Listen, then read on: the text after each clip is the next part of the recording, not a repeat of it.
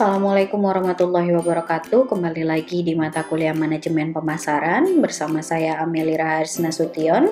Pada pertemuan kali ini kita akan membahas mengenai marketing mix, tapi kita akan fokus ke 3P selanjutnya. Setelah minggu sebelumnya kita membahas mengenai dari produk, price, kemudian place, dan promotion. Seperti yang adik-adik bisa ingat juga bahwa pembahasan kita mengenai bauran pemasaran ini atau marketing mix ini itu merupakan sebuah perangkat atau alat bagi seorang pemasar yang memang terdiri dari berbagai unsur untuk suatu program pemasaran yang dipertimbangkan. Tujuannya adalah untuk pengimplementasian strategi pemasaran dan penentuan posisi yang ditetapkan dan tentu saja nanti bisa berjalan sukses. Nah, bauran pemasaran pada produk barang itu yang kita kenal itu juga ada dengan bauran pemasaran untuk jasa. Jadi ada bauran pemasaran pada produk barang yang sudah kita kenal selama ini, dan ada juga ternyata bauran pemasaran untuk produk jasa.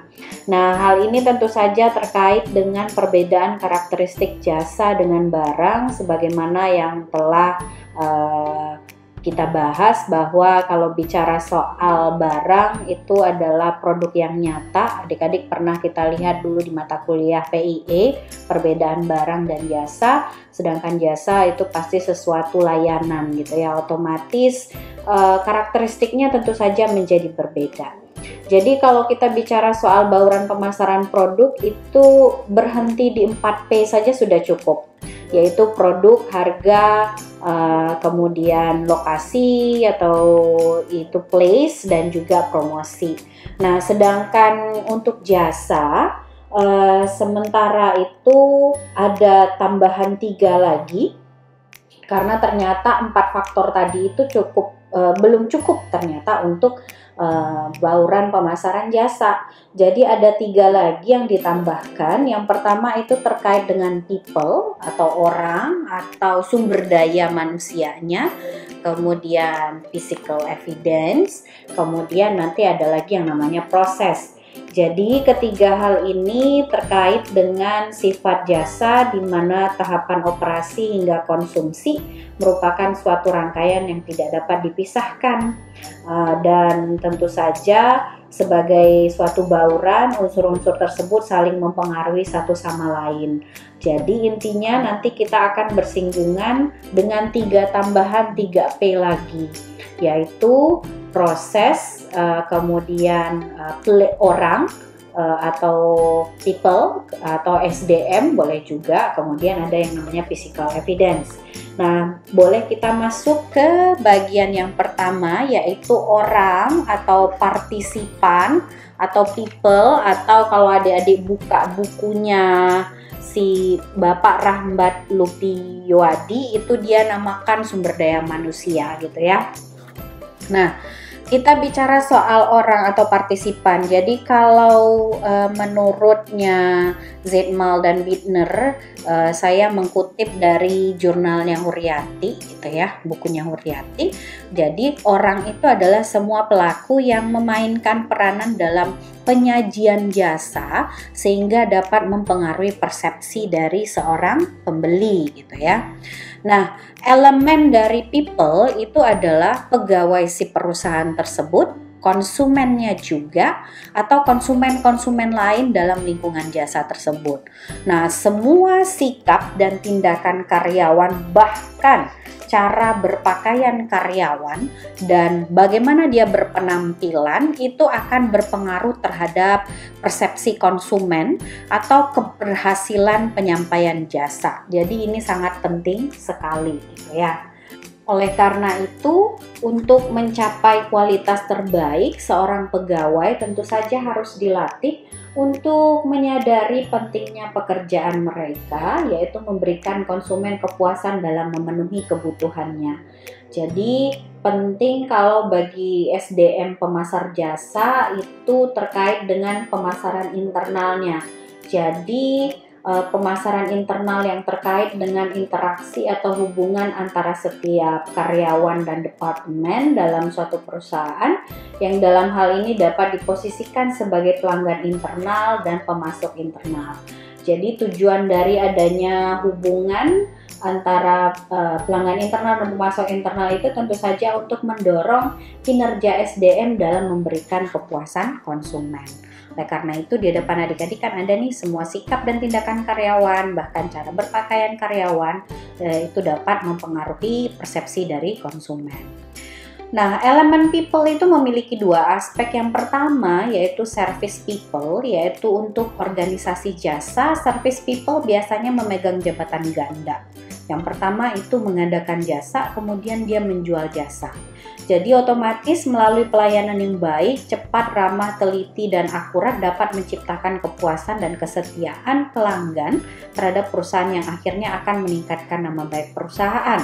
Nah, yang kedua ada namanya customer, yaitu pelanggan yang dapat memberikan persepsi kepada pelanggan lain tentang kualitas jasa yang pernah didapatkan dari perusahaan tersebut. Nah, di sisi lain ada yang namanya kriteria peranan atau pengaruh dari aspek SDM yang mempengaruhi konsumen. Yang pertama itu adalah contractors. Ini contractors ini terkait dengan mereka yang berinteraksi langsung dengan konsumen dalam frekuensi yang cukup sering dan sangat mempengaruhi keputusan konsumen untuk membeli. Kemudian ada yang namanya modifier. Ini adalah mereka yang tidak secara langsung mempengaruhi konsumen tetapi cukup sering berhubungan dengan konsumen. Sebagai contohnya resepsionis. Kemudian yang ketiga ada yang namanya influencer, yaitu mereka yang mempengaruhi konsumen dalam keputusan untuk membeli tetapi tidak secara langsung melakukan kontak dengan konsumen. Dan yang keempat adalah isolated, yaitu mereka yang tidak secara langsung ikut serta dalam bauran pemasaran dan juga tidak sering bertemu dengan konsumen, misalnya karyawan bagian administrasi penjualan atau bagian pemrosesan data, ya. Nah, sekarang kita masuk ke physical evidence atau sarana fisik. Jadi, kalau kita bicara soal sarana fisik, ini merupakan suatu hal yang secara nyata turut mempengaruhi keputusan konsumen untuk membeli dan menggunakan produk jasa yang ditawarkan. Unsur-unsur yang termasuk dalam physical evidence ini adalah fisik bangunannya, kemudian peralatannya, perlengkapannya, logonya, warna, dan barang-barang lain yang disatukan dengan servis yang diberikan, misalnya seperti tiket atau sampul atau label gitu ya. Nah, yang termasuk 3 cara dalam mengelola bukti fisik yang strategis ini menurut Lovelock, itu yang pertama adalah an attention creating medium. Jadi perusahaan jasa yang melakukan diferensiasi dengan persaingan dan membuat sarana fisik semenarik mungkin untuk menjaring pelanggan dan tentu saja target pasarnya. Kemudian yang selanjutnya adalah itu as a message creating medium, jadi menggunakan simbol atau isyarat untuk mengkomunikasikan secara intensif kepada audiens mengenai kekhususan kualitas dan produk dari jasa tersebut.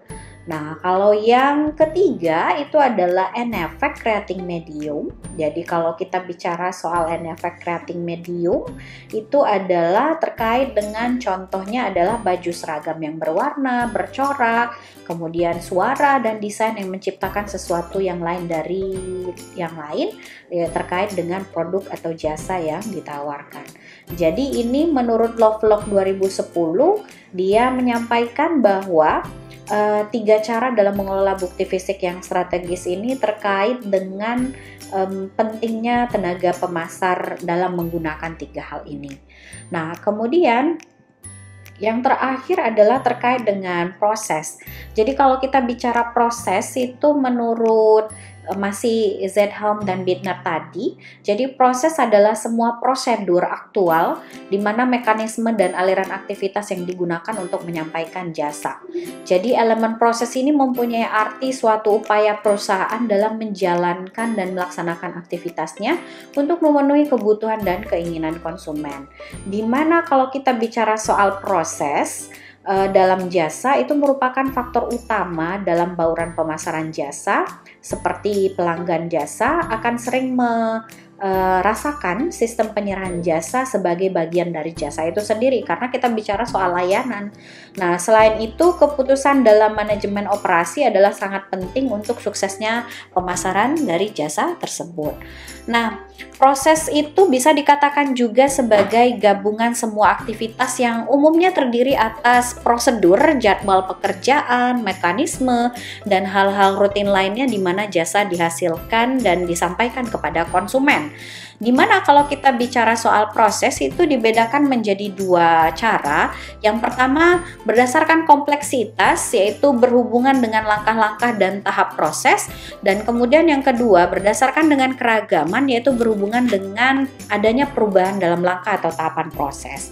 Nah, sehubungan dengan dua cara tersebut tentu saja akan ada pilihan-pilihan. Nah, di sini saya sampaikan 4 pilihan berdasarkan buku Manajemen Pemasaran Jasa Rambat Luppiodi, menyampaikan bahwa ada 4 pilihan yang dapat dipilih oleh pemasar terkait dengan dua hal tadi.